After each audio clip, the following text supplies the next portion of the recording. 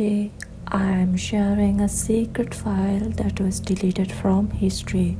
If you watch until the end, I will show you the real terrifying face of this woman captured on camera. But be warned, once you see it, you can never forget it.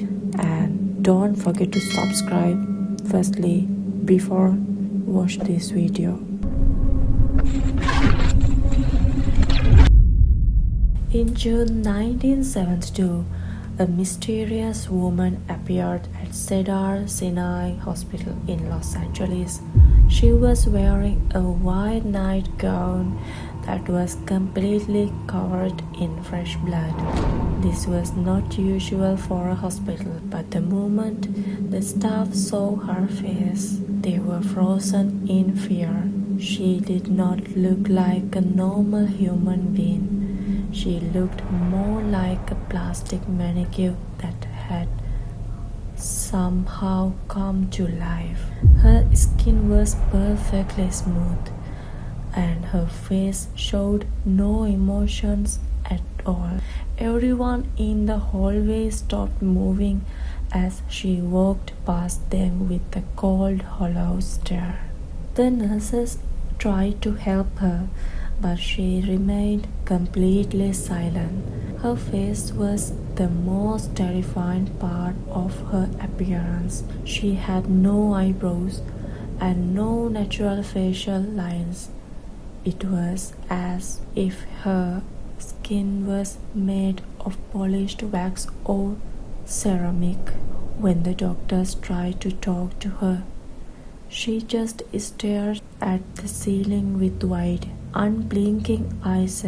Her eyes looked like the eyes of the dead animal, devoid of any soul or life. The atmosphere in the room turned icy cold, and the medical staff felt a deep sense of dread. The hospital staff decided to move her to a private room for a physical examination. They wanted to find out where the blood came from and if she was injured. However, they found no wounds on her body. The blood on her dress did not belong to her. As the doctor checked her pulse, he noticed it was incredibly slow, almost non-existent. Her body temperature was also much lower than a normal human. It was as if she was a walking corpse, but she was moving and breathing in a very rhythmic, mechanical way. Suddenly, the woman's behavior changed. After hours of being still, she turned her head and looked directly at the young nurse. She began to smile, but it wasn't a human smile. Her mouth opened so wide that it looked like her jaw was going to break. It was a terrifying, distraught grin that stretched from ear to ear. The nurse screamed and fell back in horror. The woman's face remained plastic-like her, but her mouth was now a dark, gaping hole that revealed a nightmare no one expected to see in the hospital. Inside her mouth, she didn't have a human teeth.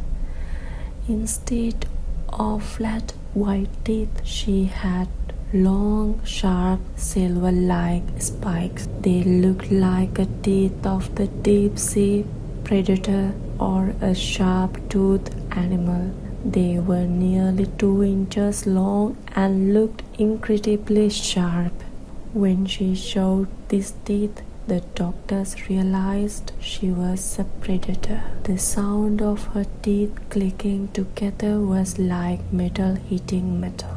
The room filled with a smell of old paper and chemicals, and everyone realized they were in a room with the monster. Dr. Adams tried to sedate her with the needle, but she was too fast. She grabbing his arm with a strength that was impossible for a woman of her size. Her grip felt like cold steel crushing his bone. She pulled the doctor close to her, her sharp teeth inches away from his neck. The other staff members were too terrified to move. She leaned into his ear and whispered in the voice that sounded like static on the old radio. She said, "I am a god." Her voice was cold and lacked any human tone. After whispering those words, she bit into the doctor's throat, tearing it open instantly. There was blood everywhere, but she didn't seem to care. She stood up from the bed, ignoring the security guards who were rushing in. She walked out the hospital with this strange, fleeting motion. Every time someone tried to stop her, she simply looked at them, and they were paralyzed by fear. She exited the hospital through the main doors, and by the time the police arrived, she was nowhere to be found. She had vanished into the night. The police searched the entire area around Cedar-Sinai Hospital for days. They looked in every alley and every building, but they found nothing. There were no footprints, no witness outside the hospital, and no record of her entering the city. It was as if she appeared out of thin air and disappeared back into it. The security cameras showed her walking in, but they could not capture where she came from. The footage was grainy and distorted, almost as if her presence were interfering with the electronic equipment in the building. The surviving witnesses were never the same after that night. The young nurse who first saw her smile had a mental breakdown and never spoke again. Dr. Adams, who miraculously survived the initial attack but lost his voice, spent the rest of his life in fear. He kept writing the words "the mannequin" on every piece of paper she could find. The hospital tried to cover up the incident to avoid a public panic, but the story leaked out.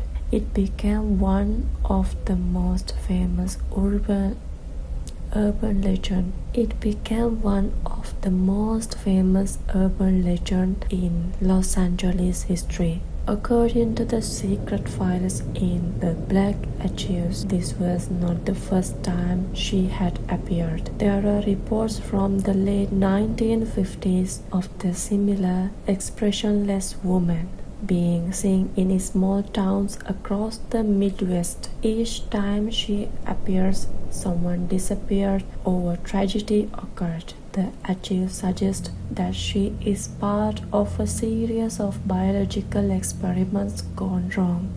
She believes she is a failed attempt at creating a perfect, emotionless human soldier. Others believe she is something much older and much more evil.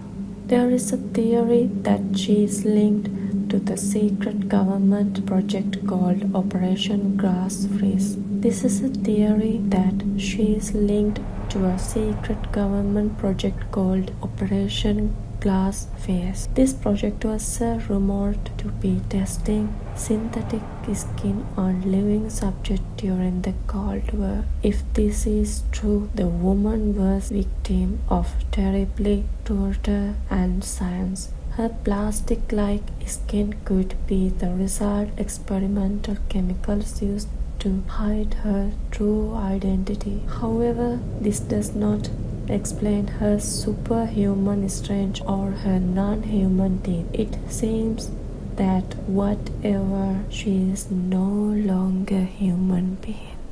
In 1974, 2 years after the hospital incident, the set of photographs was found in the discredited. But the most disturbing piece of evidence did not come from the hospital files. It came from a discovery made just last week. A young urban explorer was digging through the ruins of an abandoned mental asylum when he found a single dusty Polaroid photo from 1972. It showed the hospital hallway moments after the attack. In the background, reflected in a glass window, the expressionless woman is seen looking directly at the camera. But she is not alone. Standing behind her are 3 more figures, identical to her, same white gowns, same waxen skin, and same soulless eyes. The investigation into the black archives suggests they are not just anomalies, they are housed. They don't just appear to kill, they appear to replace. As you watch this, look closely at the people around you. Look for the skin that you are a little too smooth. Look for a smile that lasts a second too long. If you find someone who never blinks, do not alert them.